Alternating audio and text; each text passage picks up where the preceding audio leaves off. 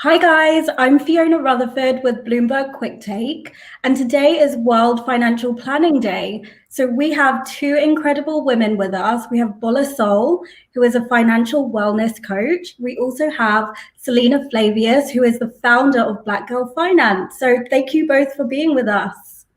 Thank you for having me. So I'm going to jump right into it. Bola, you're a financial wellness coach, and for people watching who might not really understand what financial well-being is, can you talk a little bit about what that means to you? Why are you so passionate about financial wellness? Yeah, I think that sometimes when we think about finances, we go straight to people who have a particular amount of net worth or finances. And what I want is for every woman, especially, to be confident in their financial position and know what's going on with their money. And there's a lot of anxiety around money. And I want to take that away by also asking people, how are you looking after yourself during this time? So some people, for example, when they're in debt, I say, how are you still enjoying yourself? What are you doing for your health? What are you doing for your well-being? So that's where it comes from.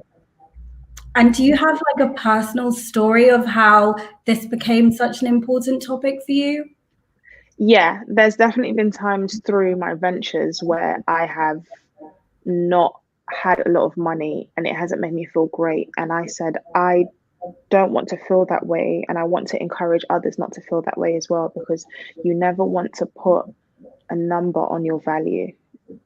So I said, I don't want people to feel like that either. Thank you. And Selina, you founded Black Girl Finance, which, as the name suggests, is focused on Black women. So can you talk a little bit about that? And you have a book coming out as well. So we'd love to hear about that. Yeah, so my name's Selina. I created the financial coaching platform called Black Girl Finance, and one of the key reasons why I created the platform was because of the statistics around, the gender and ethnicity pay gaps. I wanted to provide a useful tool, again similar to Bola, that's focused on financial wellness, getting rid of anxiety when it comes to money. So I currently work with women who may be experiencing anxiety around money. Perhaps they're struggling with debt, or perhaps they are struggling to hit a kind of a goal that they want, so a lifestyle goal. So perhaps trying to get a property ladder, or saving to retrain, to have their dream career. So that's where Black Girl Finance comes in. And yes, I do have a book coming out in January. It's called Black Girl Finance, Let's Talk Money, and it's all about personal finance tips to allow you to not just kind of deal with anxiety and stress that comes with being in debt, but also to thrive when it comes to money. And it's particularly focused towards the Black and BAME community due to those gaps that unfortunately we experienced. And, you mentioned the pay gap. People don't really talk about the ethnicity pay gap as well. So that's such an important topic. But Bola, you mentioned anxiety, and I relate so much because I was in a situation where I was in so much debt and I just couldn't really face it. And I think right now, looking at the fact that we're living in a pandemic, what would you say to people, especially women who are experiencing financial hardship right now, facing evictions or may have lost their job? Can you still plan during a time like this? Absolutely. But I think that you have to get super creative, right? And you have to look for different sources of income. So whether that's joining websites such as Fiverr.com, and maybe you read through people's work, if you write blog posts for people, if you do Uber driving, if you have access to a car or any form of delivery job, I think now's the time to get creative with how you earn money. Maybe you can teach classes online. That is the new thing. Just get creative and make sure that you can cover your bills. And also remember to lean on your support system as well. At times, I think we, especially as women, Black women, have this desire to do it all, but lean on your support system. That's so important. So leaning on your support system and get a side hustle, which is, I guess, it can be fun, right? Getting a side hustle and making money through doing things you love. But what would you say, Selina? Do you think that you can still plan during times like this? And is it okay to maybe dip into finances or your savings during hardships? I think I completely 100% agree with everything that Bola's mentioned, on my mobile phone, and it's part of a workshop that I taught at the beginning of the year, having a side hustle and side hustle folder. And in there was, getting creative, like Bola said, making sure you're on Fiverr, you're on, Amazon Flex, you're on wherever you can, Fiverr, as you already mentioned, to make sure that you are earning extra income. And also another tip I would give is just to block out all of the noise, because you can read the newspapers, see social media, and you can become disheartened by all of the kind of negativity that's in the press around, money and finances and not being able to get on the property ladder and first time buyers and all of that kind of stuff. But just really focusing on your own personal financial situation and circumstances. And if you have been able to say, perhaps you've been still in work, been able to benefit from the furlough scheme, which is now coming to an end, but perhaps you've had that period of time, that bit of buffer. If you have been able to save, then if you need to dip into that kind of emergency fund that you've been saving, then you need to do that.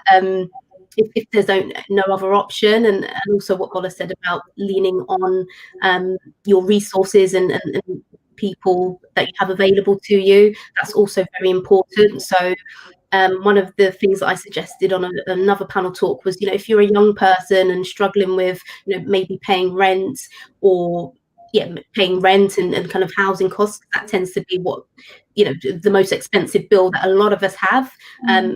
If you are able to, why not kind of think about moving back home just temporarily, just so that you've got that stress off? So definitely relying on resources, becoming creative, and also just blocking out the noise, just focusing on your own financial circumstances, I think is super important for people to do.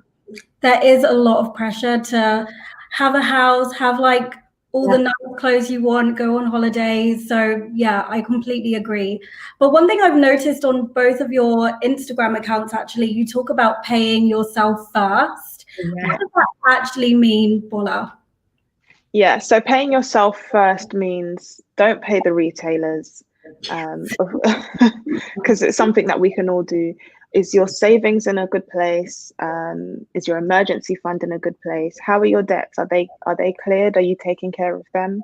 How is it reflecting in your credit score, for example? It's so easy for us to say, oh my gosh, I want this, and oh my gosh, I want that. One of the things I do sometimes is I just have baskets and wish lists.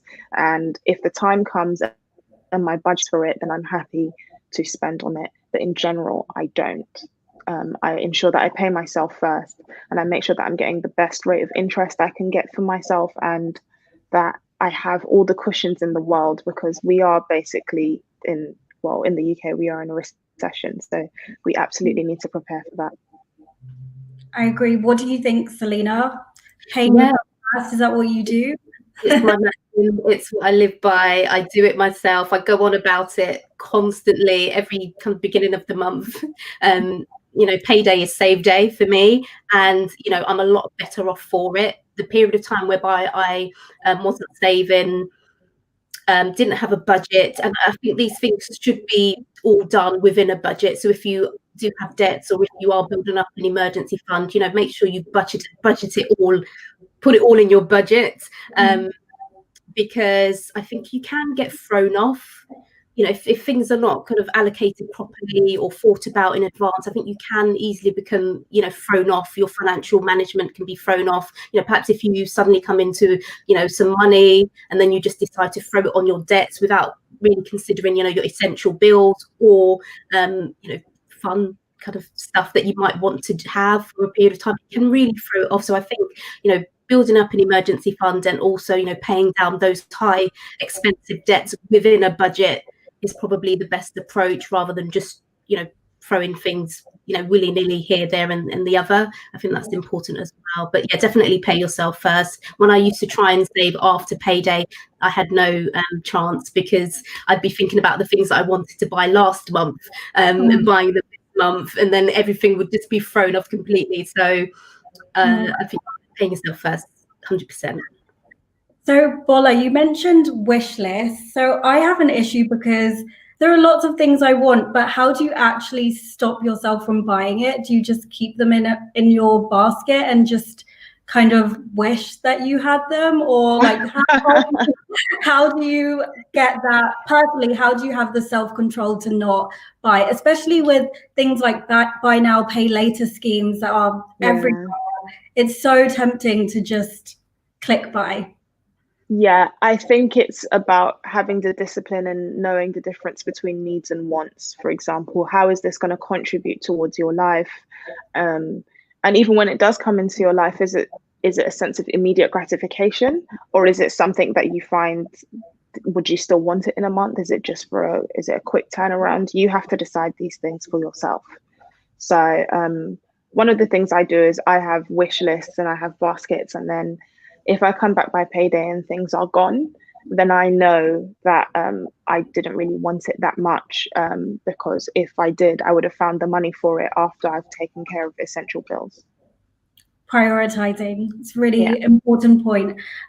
So Selina, we spoke before about, so I wrote an essay recently for Slay in Your Lane's latest anthology called Loud Black Girls, and I spoke about how financial self-care, and when I started practicing financial self-care, it was so empowering for me. And I think a lot of people talk about financial planning and they think savings, but financial planning is more than just savings, right? Would you agree? Yeah, 100%. Yes. And, my background is my mum's from the Caribbean and she raised me, etc. So she had to establish herself when she came over. And for her, her message to me was always save and save, make sure you save for a rainy day.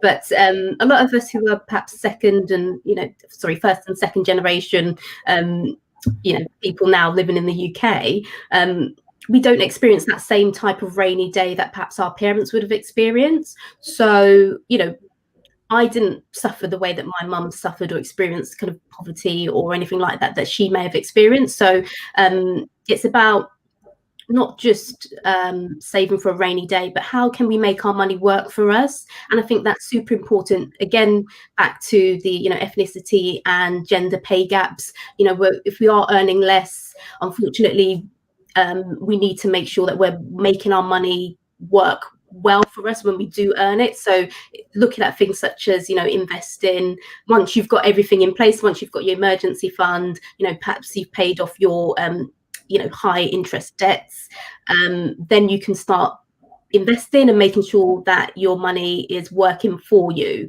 and benefiting from compound interest. I think that's super important, not to kind of taking it to the next level compared to what our parents taught us in terms of just saving. And taking it to the next level, Bola, that's what Rich Girl Chronicles is about, right? Could you talk a little bit about that and that space you've created?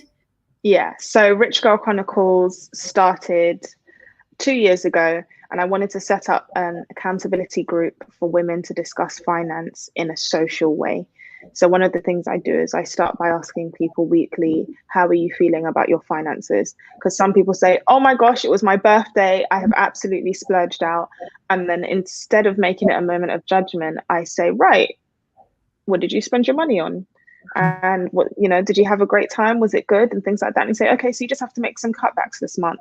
You just say, but just remember that. I always say, like, everybody has a few of those moments where they do splurge. And I just say, it's not the end of the world. Don't punish yourself. How do we regroup? So that's what Rich Girl Chronicles is about, being accountable with your money.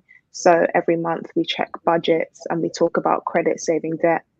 I encourage people to look at their report, although some of them wince to do it. I encourage people to look at their score. I encourage people to ask for more money at their job. Of course, we've been doing this for a while, so it was before a recession and the furlough scheme. But yeah, I try to just encourage just general financial confidence in women to make decisions that work best for them and to learn financial boundaries as well with family and friends. I love that, because it's about creating the life that you want for yourself and using money as a tool, and having that social kind of accountability group, I think, is a great idea. So it's coming up to the end of our conversation. So for the people watching, what should their biggest takeaway message be from this conversation? Selina, you go first. Yeah, so biggest takeaway would be to really look at your own individual circumstances and prioritize you know, if you are struggling with money at the moment, prioritize building up that saving pot, prioritize you know, earning extra income, being creative, as Bola said, and yeah, and paying down any high interest debts that you may have. Prioritize those three things, and then hopefully by the end of COVID, you can thrive financially. You can start, you know, investing and moving things forward, leveling up the finances essentially. Definitely. And Bola, takeaway message? Yeah, I definitely say learn to invest. Even if you start with a virtual portfolio, it's absolutely important that you learn to invest, because the way the interest rates are going right now, it's not going in anyone's favor, even from a savings perspective. So look at ways that you can learn to invest. And like I said, you can start with a virtual portfolio on apps such as Trading 212, and look at think about your level of risk, your attitude towards risk, and just go from there. Amazing. Well, I certainly feel inspired to get my finances in order, and I hope everyone watching feels inspired. So thank you for watching, and thank you to Bola and Selina for joining me today. No All right, problem. thank you. Take care. Take care. Bye.